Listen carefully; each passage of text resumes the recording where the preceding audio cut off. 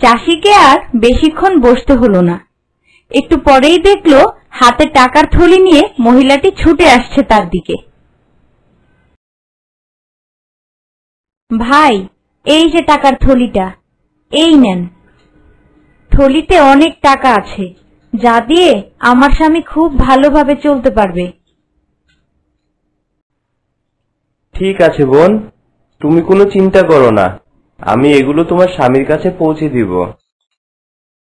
ভাই, আপনাকে অনেক অনেক ধন্যবাদ, আপনি অনেক বড় উপকার করলেন আমার। বোন, তাহলে আমি স্বর্গে ফিরে যাই, দেরি করা যাবে না। ঠিক আছে ভাই, তাহলে আমিও বাড়ির দিকে যাই। এই খুশির সংবাদটা আমি আমার ছেলেকে গিয়ে দেই। মহিলাটি এবার বাড়ি চলে আসলো। ঘরে বসে বসে সে ভাবছে, আহ কি শান্তি, কতদিন পর আমি আমার স্বামীর খবর পেলাম।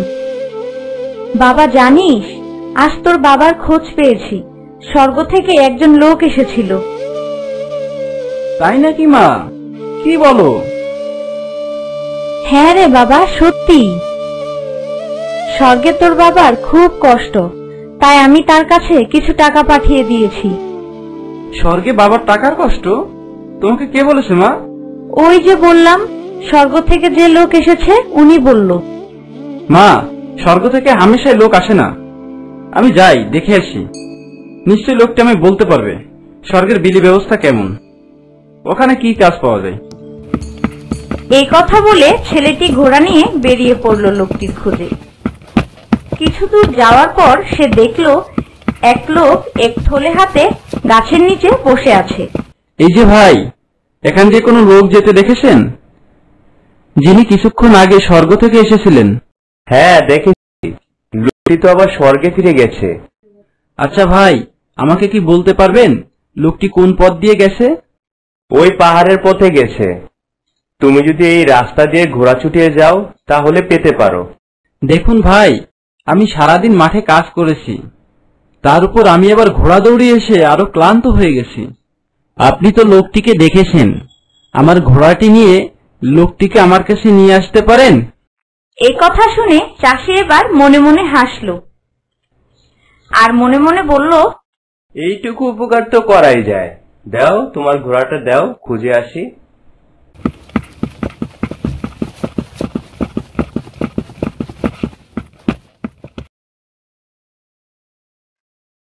ছেলেটি ওই গাছের নিচে বসে থাকলো।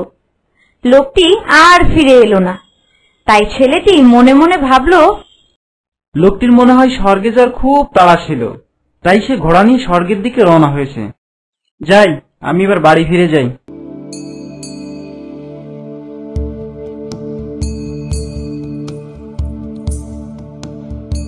মা, ও মা, ঘোড়াটি স্বর্গে বাবার কাছে পাঠিয়ে দিয়ে আসছি।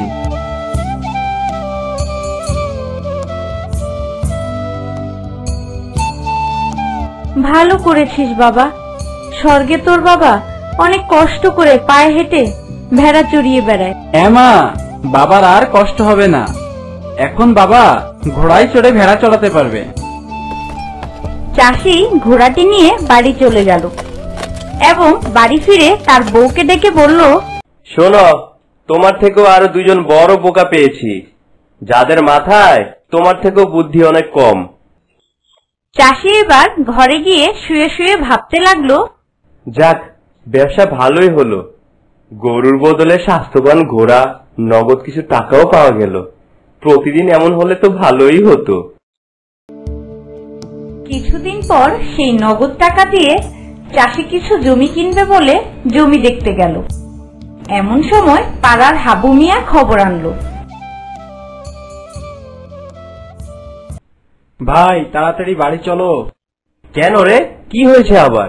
তোমার বউর বাচ্চা হয়েছে। কি বললি? আমি বাবা হয়েছি? চল চল তাড়াতাড়ি চল।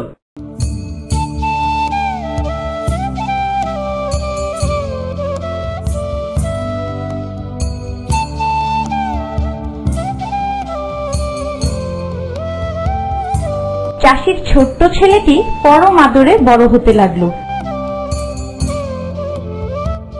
দেখতে দেখতে 3 বছর হয়ে গেল। হঠাৎ একদিন ঘটল এক কাণ্ড।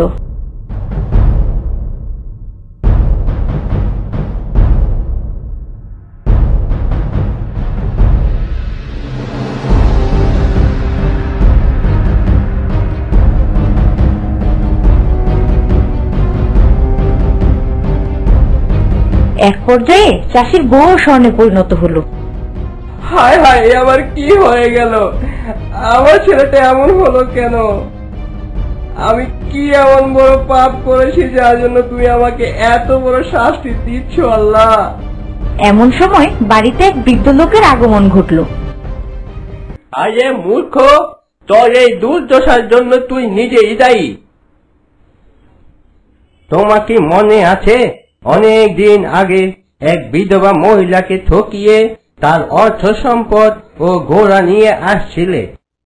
এটা তারই পাপের ফল। তুমি যদি ওই বিধবা মহিলার অর্থ সম্পদ ও ঘোড়া ফিরিয়ে দিয়ে তার কাছে ক্ষমা চাও এবং সে যদি তোমাকে মন থেকে ক্ষমা করে দেয়, তাহলে তুমি এই বিপদের হাত থেকে মুক্তি পাবে।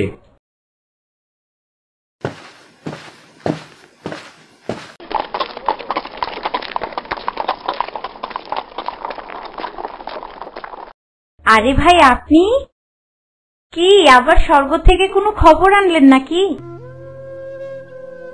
না বোন, আমি অনেক বড় পাপ করে ফেলেছি তোমার সাথে। তুমি আমায় ক্ষমা করে দাও।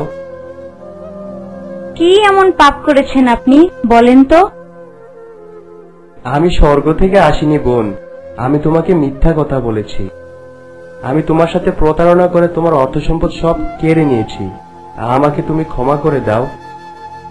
এই নাও তোমার ঘোড়া ও অর্থ সম্পদ। আমাকে এবারের মতো মাফ করে দাও বোন। এই কথা বলে চাষি এবার বাড়ি ফিরল আর দেখলো তার ছেলের অলৌকিক শক্তি ঠিক হয়ে গেছে আর চাষির বউও সুস্থ হয়ে গেছে। সাথে বাড়ির সমস্ত আসবাবপত্র, খাবার সব ঠিক হয়ে গেছে।